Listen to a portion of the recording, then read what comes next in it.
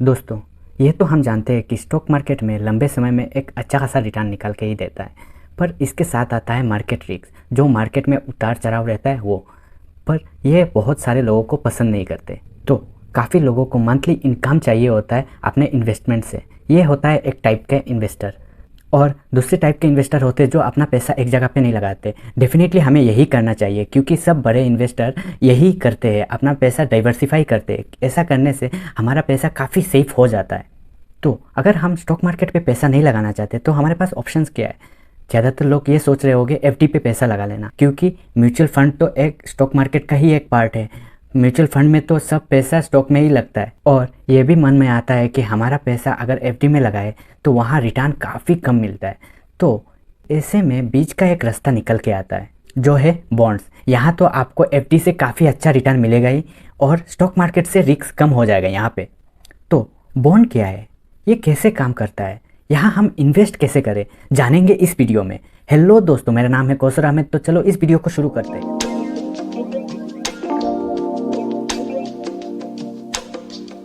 Video शुरू करने से पहले मैं आपको एक चीज़ बताना चाहता था। आप लोग में से बहुत लोग मेरा वीडियो देखते हो पर सब्सक्राइब नहीं करते, तो प्लीज़ सब्सक्राइब कीजिए ताकि मैं अपना फैमिली थोड़ा बड़ा कर सकूं। तो अब हम जानते हैं कि बॉन्ड क्या है। आप ये मान लो कि कंपनी को पैसे की ज़रूरत है, तो अभी कंपनी क्या करेगी? कंपनी आईपीओ लाएगी या फिर वो लोन लेना चाहेगी बैंक से। पर कंपनी अपना आईपीओ लाना नहीं चाहती, क्योंकि वो अपना हिस्सेदारी कंपनी से घटाना नहीं है। और बैंक से अगर वो लोन लेने जाए तो यहाँ उसे 11-12% इंटरेस्ट पे ही लोन मिलेगा। तो ऐसे में कंपनी क्या करेगा, वो बैंक से बिना पैसे लेके वो सीधा पब्लिक से ही पैसा ले सकता है। जैसे शेयर मार्केट में होता है कि कंपनी आईपीओ लाता है और पब्लिक को शेयर मिलता है, उसके बदले में पब्लिक उसे पैसा दे। ऐसे ही यहाँ पे लोग पैसा देंगे, उसके बदले में कंपनी उसे अपना बॉन्ड देगी। तो ये चीज़ मैं अभी एक एग्जांपल के सहारे समझाने की कोशिश करता हूँ। मान लो कि मेरा कंपनी है और मेरा कंपनी को अभी पैसे का ज़रूरत है और आपके पास सेविंग्स है। तो मैं आपको ये बोलूँगा कि आपके पास जो सेविंग्स है वो मुझे दे दो, और मैं इसके बदले में अपना कंपनी का बॉन्ड आपको दे दूँगा। और अगर आप ये पैसा एफडी में रखना चाहोगे तो आपको वहाँ 5 या 6% ही रिटर्न मिलेगा। मैं आपको इन पैसे के बदले 8 या 9% ब्याज आपको दे दूँगा। तो इसमें कंपनी का क्या फ़ायदा हो रहा है? कंपनी अगर ये पैसा बैंक से लाना चाहे लोन पे, तो उसे 12 या 13% इंटरेस्ट पे ये लोन मिल रहा है। वो डायरेक्ट अगर पब्लिक से ले ली तो उसे काफ़ी कम इंटरेस्ट पे ये लोन मिल जा रहा है। और इसमें बैंक पब्लिक का क्या फ़ायदा हो रहा है कि उसे काफ़ी अच्छा ब्याज मिल रहा है। अगर वो एफडी कराना चाहे इन पैसों का, उसे बस 5 या 6% ही रिटर्न मिलेगा। और अगर वो डायरेक्ट वो कंपनी को दे दे तो उसे 8 या 9% रिटर्न उसे मिल जा रहा है। तो अगर कंपनी पब्लिक से पैसा उधार ले रही है, उसे कहते हैं बॉन्ड। ये है बॉन्ड का पूरा कॉन्सेप्ट। मुझे लगता है अब बॉन्ड का कॉन्सेप्ट आपको पूरा क्लियर हो गया होगा। तो यहाँ पे दोनों का फ़ायदा हो रहा है, पब्लिक का भी फ़ायदा हो रहा है और कंपनी का भी फ़ायदा हो रहा है। यहाँ में हम लोग ने क्या किया, बैंक को बीच से हटा दिया। क्योंकि क्या होता है कि हम जो पैसा बैंक को देते हैं, एफडी कराते हैं, तो वही पैसा बैंक क्या करता है, बैंक कंपनीज़ को लोन देता है। कंपनीज़ को लोन 12 या 13% पे देता है, और हमको वो पैसा इंटरेस्ट हमें देता है कि 5 या 6%। बीच का 4-5% जो है वो बैंक अपने पास रख देता है। तो हमने क्या किया, वो बीच का जो पैसा है वो आपस में ही बांट लिया। तो यहाँ हम दोनों का ही फ़ायदा हो रहा है। अब हम जानेंगे कि बॉन्ड पे हम कितना पैसा कमा सकते हैं और ये कैसे करते हैं, और इसमें हमें एक्सपेक्टेड रिटर्न कितना मिल सकता है। अब ये सब जानेंगे इस वीडियो के आगे। तो सबसे पहले आता है बॉन्ड में फेस वैल्यू। कंपनी पहली बार आपको अपना बॉन्ड दे रहा है तो उसे हम कहेंगे प्राइमरी इशू, और वो इशू होता है फेस वैल्यू के ऊपर। यानी कि 1000 रुपये का जो बॉन्ड है उसका फेस वैल्यू भी 1000 है। तो मैं आपसे 1000 रुपये ले रहा हूँ, इसके बदले में मैं आपको मेरा कंपनी का बॉन्ड दे रहा हूँ। इसका मतलब जितने पैसे का वो बॉन्ड है पहली बार, वही फेस वैल्यू है। और ऐसा भी हो सकता है कि कंपनी ने ये बॉन्ड 2022 में लाया और आपको पता नहीं था कि वो बॉन्ड आया है मार्केट पे। आपको तब वो इन्फॉर्मेशन नहीं मिला था, पर आपको बहुत पसंद है वो बॉन्ड। आप इंतज़ार कर रहे थे कब ये कंपनी बॉन्ड लाए और आप ख़रीदना चाहो। पर क्या हुआ कि आपको पता ही नहीं चला। नेक्स्ट ईयर अभी 2023 में आपको मालूम पड़ा कि 2022 में बॉन्ड आया है। तो आप अभी क्या करोगे? आप ये बॉन्ड आप ख़रीद पाओगे? हाँ, आप ये बॉन्ड ख़रीद सकोगे। ऐसे में स्टॉक मार्केट में जैसा होता है कि बाई और सेल, ठीक ऐसा ही बॉन्ड पे भी सेकेंडरी मार्केट पे बाई और सेल होता रहता है। इसके बाद आता है कूपन रेट, यानी कि उस 1000 रुपये पे आपको कितने रिटर्न देगा, कितने आपको ब्याज देगा। मतलब आपका बॉन्ड का फेस वैल्यू है 1000 और कूपन रेट है 10%, तो कंपनी आपको हर साल 10% के हिसाब से 100 रुपया आपको ब्याज देगा हर साल। यहाँ आपको और एक चीज़ ध्यान में रखना होगा कि ये स्टॉक मार्केट की तरह काफ़ी हद तक सिमिलर है।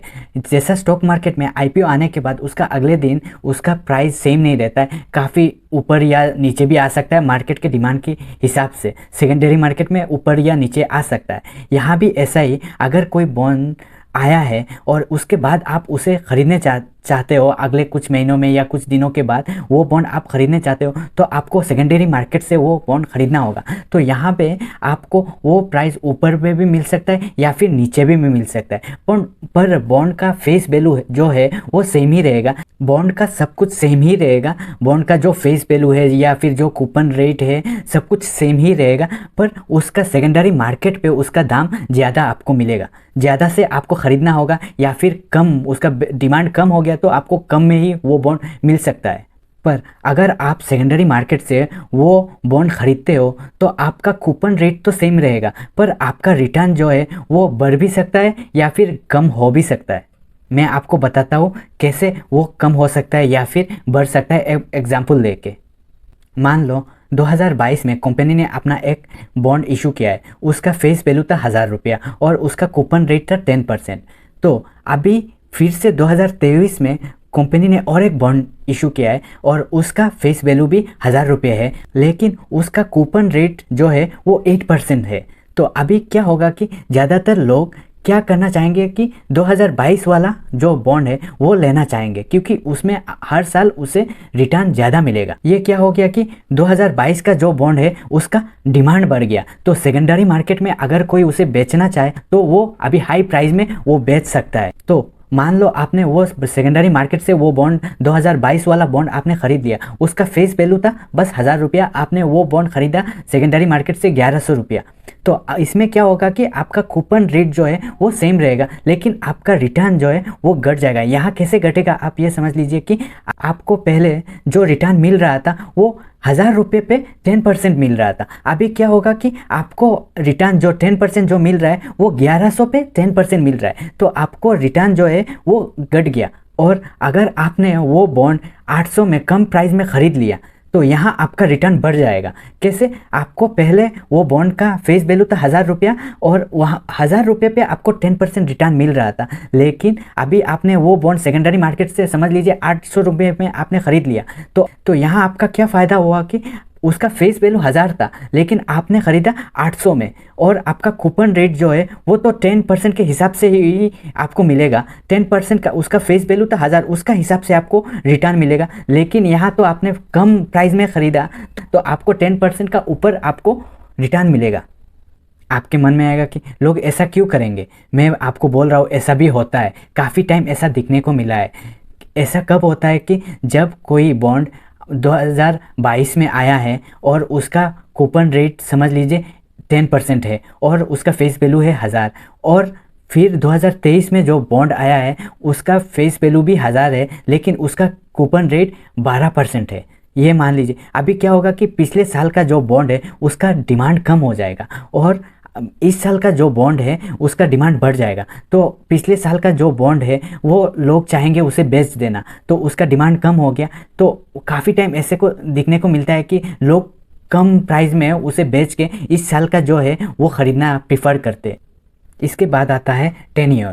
तो आप कितने साल के लिए अपना पैसा कंपनी को दे रहे हो, तो ये है टेन्योर। एक चीज़ यहाँ पे आप ध्यान में रखिए कि अगर आप कोई भी पैसा कंपनी को दे रहे हो या फिर 3 साल के लिए या फिर 5 साल के लिए, आप इतना ही दिन आप वेट कर सकोगे तभी आप ये बॉन्ड ख़रीदो, क्योंकि इंडिया पे अभी भी इतना बाई और सेल नहीं होता है बॉन्ड का। सेकेंडरी मार्केट पे होता है पर इतना ज़्यादा नहीं होता। इसीलिए आप जब भी कोई बॉन्ड ख़रीदने जाओ ये ध्यान में रखिए कि अगर आपको बायर नहीं मिला सेकेंडरी मार्केट पे तो आप 2 या 3 साल तक, जितना दिन वो बॉन्ड का टेन्योर है उतना दिन आप वेट कर सकोगे, तो तभी आप वो बॉन्ड ख़रीदने जाओ।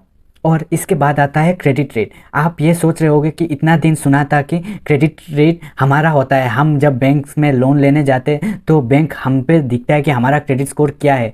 तो हाँ, ये एक चीज़ है कि कंपनी का भी क्रेडिट स्कोर होता है। तो जब आप बॉन्ड खरीदने जाओ तो ये अच्छा से ध्यान में रखना कि वो कंपनी का क्रेडिट स्कोर क्या है। उस कंपनी का क्रेडिट स्कोर AAA से ऊपर होना चाहिए, तभी वो बॉन्ड काफ़ी सेफ होता है।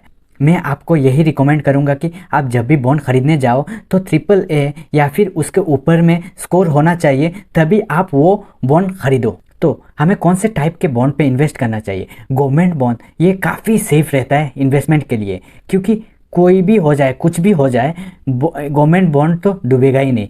अगर देश डूब गया तो आप क्या रहेंगे? इसीलिए गवर्नमेंट बॉन्ड काफ़ी सेफ रहता है इन्वेस्टमेंट के लिए। इसके बाद आता है पब्लिक सेक्टर अंडरटेकिंग। जो कंपनीज पे गवर्नमेंट इन्वॉल्व रहते हैं वो सब कंपनी, ये भी काफ़ी हद तक सेफ ही रहता है, पर इसमें भी हमें ध्यान में रखना है उसका क्रेडिट स्कोर दिख के। ये सब कंपनी में गवर्नमेंट काफ़ी इन्वॉल्व रहता है, पर ये पूरा कंपनी गवर्नमेंट का नहीं रहता, यहाँ कुछ एक हिस्सा गवर्नमेंट का रहता है। ये सब कंपनी पे भी हम इन्वेस्ट कर सकते हैं। और थर्ड में आता है प्राइवेट बैंक। ये सब में हमें पूरा क्रेडिट रेट दिख के ही इन्वेस्ट करना चाहिए, और इसमें काफ़ी अच्छा भी कंपनीज़ आपको मिल जाएगा, जैसे टाटा, TBS, ऐसे बहुत सारे कंपनीज़ हैं। ये सब का क्रेडिट रेट भी अच्छा है, ये सब कंपनीज़ पे आप इन्वेस्ट कर सकते हो। तो मैं आपको सब कुछ बता दिया, पर अब तक ये नहीं बताया कि आपको बॉन्ड कहाँ मिलेगा, आप कहाँ से ख़रीदारी कर सकते हो। स्टॉक मार्केट पे, स्टॉक एक्सचेंज पे आपको बस 1 या 2% ही बॉन्ड मिलेगा। यहाँ ज़्यादा इतना ट्रेड नहीं होता है बॉन्ड का, वो OTT प्लेटफॉर्म पे ज़्यादातर बॉन्ड ट्रेड होता है। गोल्डन पाई एक बहुत अच्छा प्लेटफॉर्म है। आप यहाँ पे कूपन रेट, क्रेडिट स्कोर, ये सब चीज़ एनालाइज करके आप यहाँ से बॉन्ड खरीद सकोगे, और ये सब बॉन्ड आपका स्टोर होगा डीमैट अकाउंट पे। आप जब इस वेबसाइट पे लॉगिन करोगे तो अपना डीमैट अकाउंट भी लॉगिन करना, तभी आप खरीद पाओगे, और ये जाके स्टोर होगा आपका डीमैट अकाउंट पे। मैं इस वेबसाइट के लिंक डिस्क्रिप्शन में दे दूंगा, आप वहां से जाके विजिट कर सकते हो। और अभी इस वीडियो में आपको कुछ अच्छा लगा, कुछ आपको नॉलेजेबल इन्फॉर्मेशन मिला, तो प्लीज़ इस वीडियो को लाइक कीजिए, सब्सक्राइब कीजिए और अपने दोस्तों को भी शेयर कीजिए। Thank you.